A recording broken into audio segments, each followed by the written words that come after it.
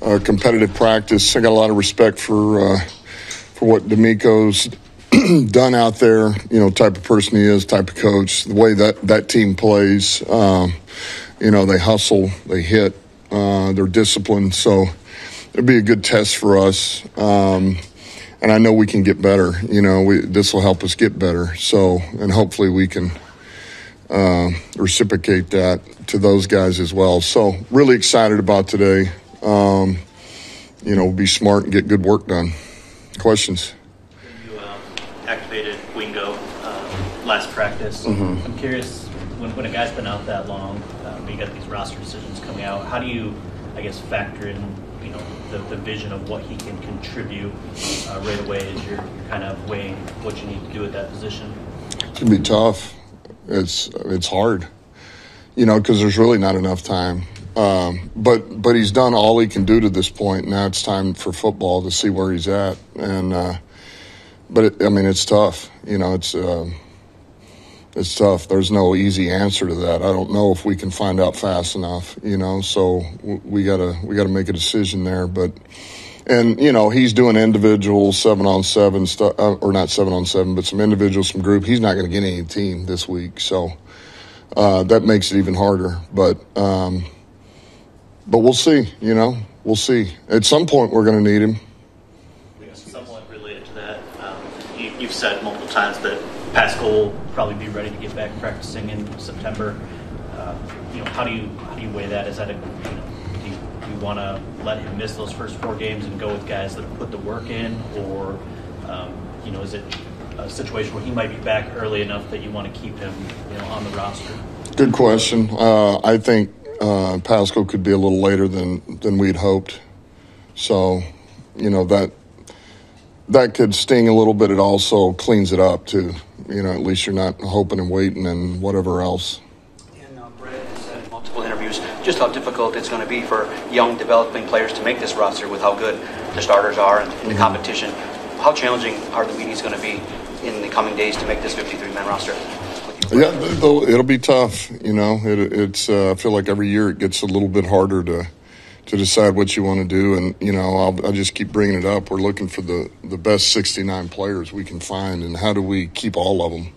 Because we're going to need all of them. And that's the challenge. So, we got some pretty good competitions going. We got some guys that have really raised their play, and they've caught our eye. And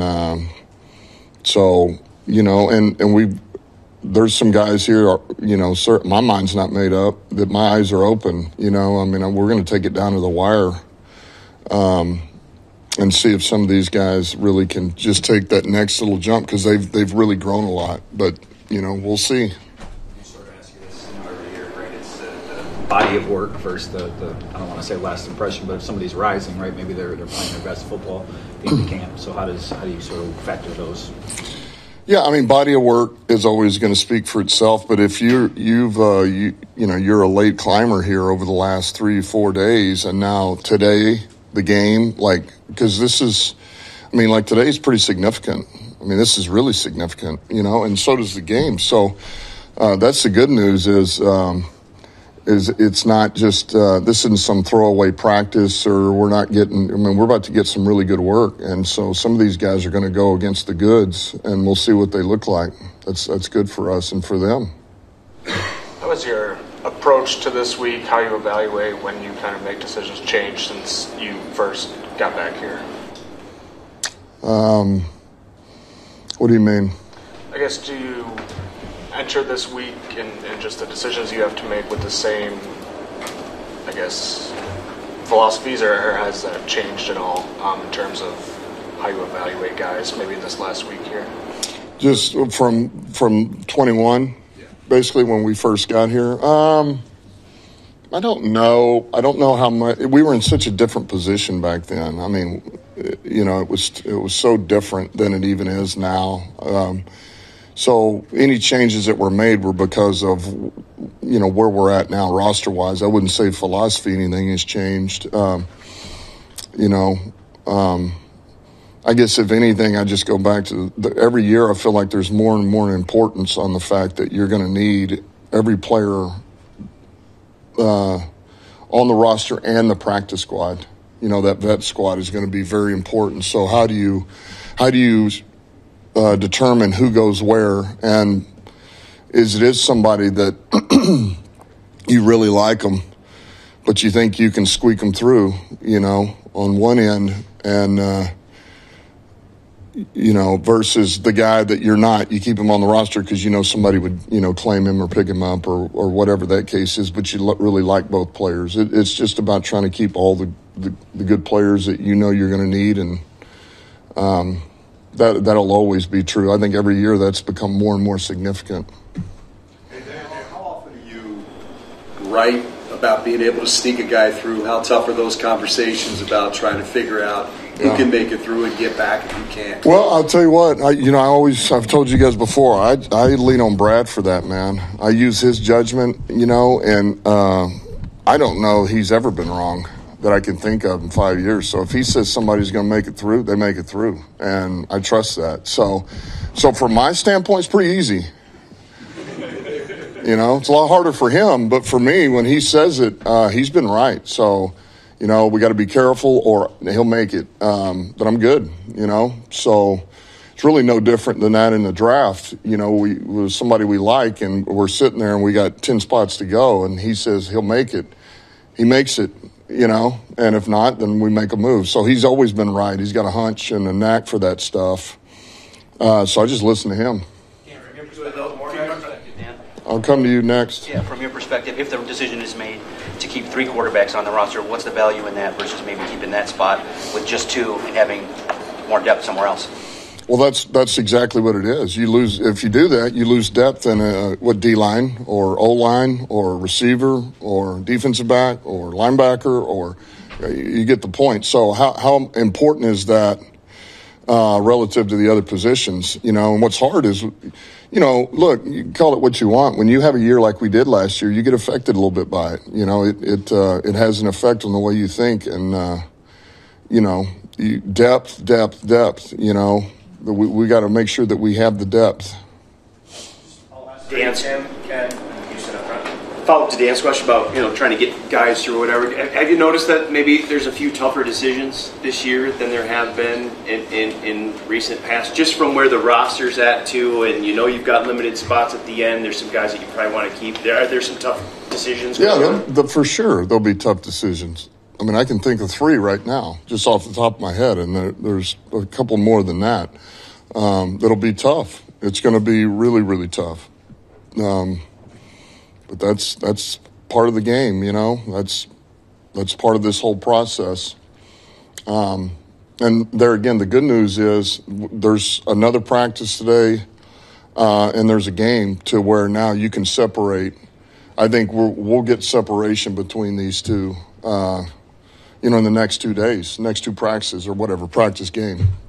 Dan, outside the media always says, they talk about teams passing games, whatever, but do you go by the old philosophy that the most important things are being able to run the ball and be able to stop the run? Is that more important to it? Well, I'm always going to believe in that's how you establish I think that's how you establish yourself. If you've got a strong ground game, then it opens up your offense. It allows you to be explosive. Without it, you can't be explosive. And defensively, if you can't stop the run, then good luck.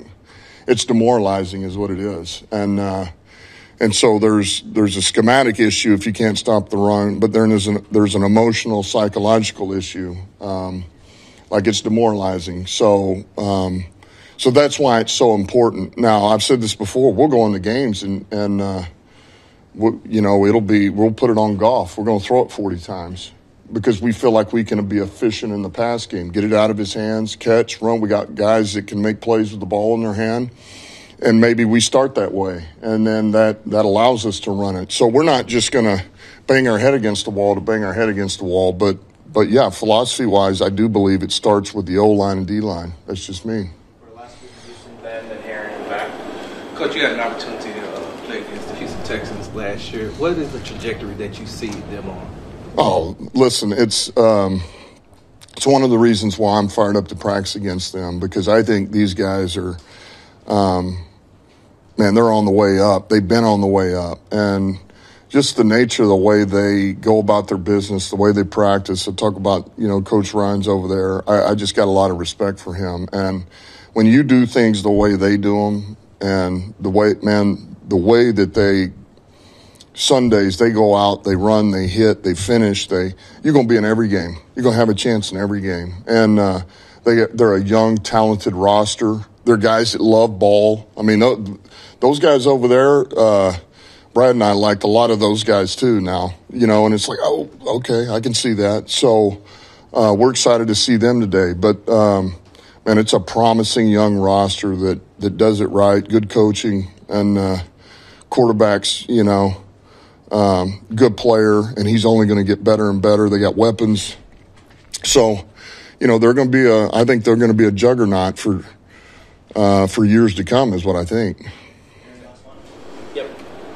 With Nico Collins, the kind of wide receiver he is, what have you seen from him just as someone that played at Michigan and now is doing so well in the NFL? Well, he's really established himself as a premier receiver.